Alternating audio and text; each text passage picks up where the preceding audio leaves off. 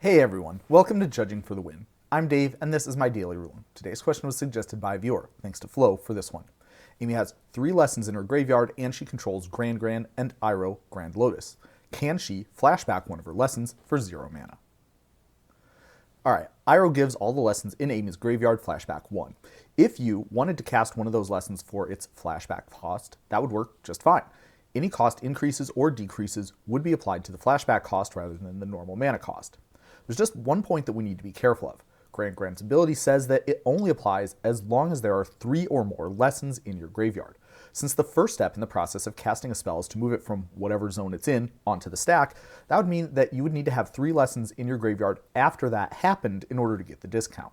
In the situation presented in the original problem statement, Amy only had 3 total, so she would need to start with 1 additional lesson card in her graveyard to be able to cast one of them for free. Sharp-eyed viewers might have noticed another potential issue. Iroh gives flashback via a continuous effect generated by a static ability. This means it isn't locked in, and rather applies at any given moment to whatever the text on the ability indicates. So if Iroh is giving something flashback, and that thing stopped being a lesson card in your graveyard, for example because it moved out of your graveyard and onto the stack, it sort of seems like that card wouldn't have flashback anymore, doesn't it?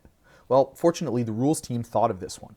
If an effect gives a game object an ability that lets it be cast, that effect continues to apply to that object after it moves to the stack as a result of being cast that way.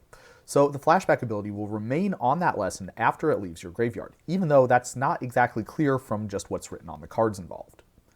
To close out, let's go through a representative sequence that might happen in a game. Amy controls both Iroh and Gran. She attacks with Gran and loots with its trigger, discarding Scarring Memories. Amy has 2 other lessons besides this one in her graveyard. Amy moves the Scarring Memories to the stack, saying that she'll cast it with the flashback 1 that Iroh gives it. Amy controls an attacking legendary creature, so she can cast the spell as though it has flash.